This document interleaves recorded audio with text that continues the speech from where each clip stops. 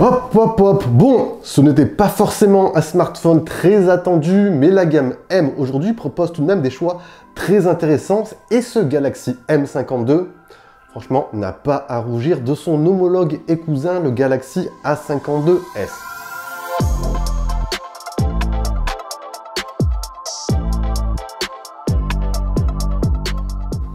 Alors oui, la série M de Samsung n'est pas trop mise en évidence chez nous. Je pense que je vous l'ai déjà dit dans une précédente vidéo.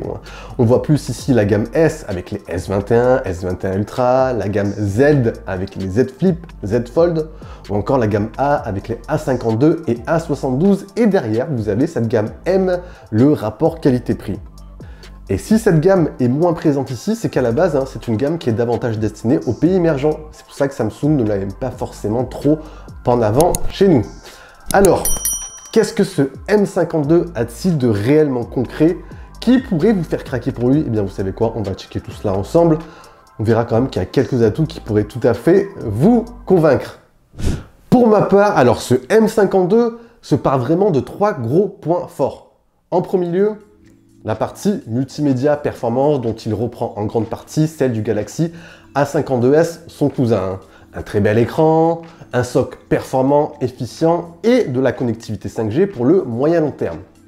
Bon, c'est devenu presque une habitude chez Samsung sur la plupart des smartphones aujourd'hui, enfin presque.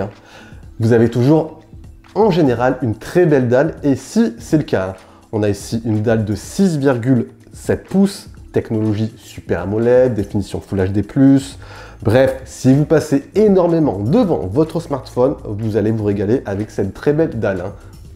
Les couleurs sont belles, vous avez des noirs qui sont bien profonds et en parallèle, le taux de rafraîchissement 120 Hz ajoute un maximum de fluidité lorsque vous naviguez avec votre smartphone. Bref, c'est un vrai régal et ça, c'est très agréable au quotidien. Je le répète peut-être pas assez souvent, mais passer d'un taux de rafraîchissement 60 Hz basique à du 120 Hz, c'est vraiment le jour et la nuit. Une fois qu'on a testé, on ne peut plus revenir en arrière. Pour accompagner ce très bel écran, et bien justement, Samsung a opté pour le processeur Snapdragon 778G1. Sûrement le meilleur processeur du moment sur le milieu de gamme, un processeur performant, efficient et peu énergivore. En bref, pour les usages du quotidien, no soucis, c'est fluide. J'ai pas remarqué plus de ralentissement que ça carbure. Vous pourrez même faire tourner des applications un peu plus gourmandes en ressources. Vous pourrez faire de la retouche photo, pourquoi pas jouer également aux jeux vidéo. On a ici la chance d'avoir un SoC, même lorsqu'il est sollicité, qui chauffe assez peu. Dernier bon point sur cette partie, vous avez un slot micro SD pour étendre votre stockage. Et ça, c'est réellement un plus. Et comme je vous l'ai dit, il est bien sûr compatible 5G, donc nickel. Après, on notera tout de même deux petits points qui viennent un peu nuancer tout ça. On notera l'absence d'une prise jack. Et oui, je sais qu'il y en a pas mal d'entre vous qui regrettent ça, qu'il y a souvent l'absence d'une prise jack. Et second point, on a ici seulement un seul haut-parleur, donc on n'aura pas d'immersion stéréo si vous l'utilisez comme une petite enceinte d'appoint. Un petit peu dommage. Donc, premier bon point, c'est la partie multimédia performance. Et dans la continuité, ce gros point fort, c'est l'autonomie. Et ce smartphone embarque ici une batterie assez généreuse de 5000 mAh. Comme je vous l'ai dit, on a un SoC qui est assez peu énergivore, efficient pour tous les usages basiques. Donc, vous allez pouvoir aisément tenir 2 jours. Donc ça, c'est un bon point. Après, si vous l'utilisez pour des tâches un tout petit peu plus gourmandes en ressources, jeux vidéo exemple, il aura tendance à se décharger un tout petit peu plus vite. À côté de ça, en parallèle, il est compatible recharge rapide 25 watts, mais Samsung ne fournit qu'ici qu'un chargeur 15 watts. Bon, vous me direz, c'est au moins ça. Comptez tout de même 2 bonnes heures pour une recharge complète de 0 à 100% avec ce chargeur 15 watts. Troisième point qui pourrait vous convaincre pour ce M52, bon, c'est bien évidemment l'interface One UI, aujourd'hui l'une des meilleures à mes yeux. On a ici une surcouche qui est réellement optimisée pour vous faciliter votre expérience au quotidien. L'interface est simple d'utilisation, intuitive, personnalisable et agréable à utiliser. Les petits plus que j'adore, après c'est mon avis, moi perso j'utilise assez souvent le petit volet de raccourci, très pratique. Vous avez également l'affichage contextuel qui est très utile.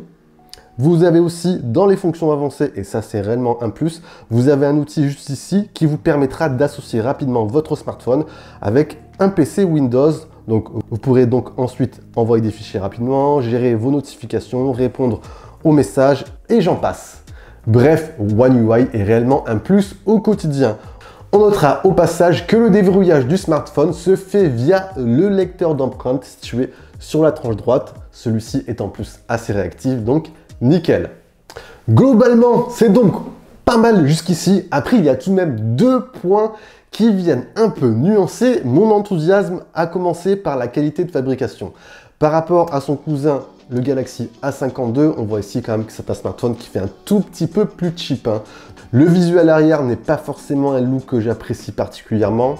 Les finitions sont d'un cran moins qualitatives que la gamme A. Voilà, c'est un tout petit peu dommage. Heureusement, pour contrebalancer tout cela, l'ergonomie du smartphone est très bonne. Il se tient parfaitement en main. Vous avez un smartphone qui est très léger, poids exact de 173 grammes. Bref, très bon point au quotidien. Le second point qui est légèrement mis en retrait sur ce M52, c'est la partie photo. Bon, calmez-vous, c'est pas forcément mauvais, mais il n'y a pas non plus quelque chose d'exceptionnel sur cette partie photo. Vous avez 3 capteurs, capteur grand angle, ultra grand angle et capteur macro. Le capteur grand angle fait à peu près le taf ici en plein jour.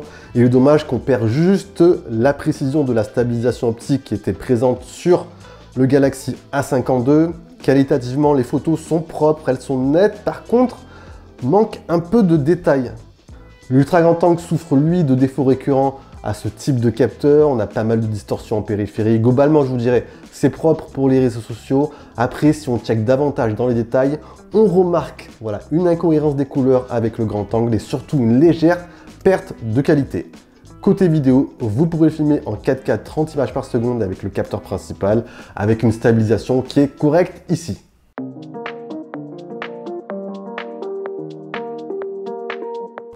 Dans l'ensemble, ce Galaxy M52, eh bien, vous savez quoi, propose une expérience globalement similaire au Galaxy A52, avec quelques détails en moins, comme je vous l'ai précisé pendant ce test, mais avec une autonomie légèrement supérieure. Pour l'instant, celui-ci n'est disponible que sur Amazon, mais je pense qu'il va bientôt débarquer sur Samsung France. Donc, si vous êtes intéressé, je vous conseille de patienter. Il sera sûrement à un prix moins cher que le Galaxy A52. Et voilà les amis, j'espère que ce test de ce Galaxy M52 vous aura permis d'y voir un peu plus clair sur celui-ci. Vous avez apprécié, vous connaissez bien sûr la chanson. Vous envoyez le gros pouce bleu, vous partagez la vidéo, très important. Et sur ce, je vous dis bien sûr à la prochaine. Prenez soin de vous. Très important. Allez, allez. Ciao, ciao!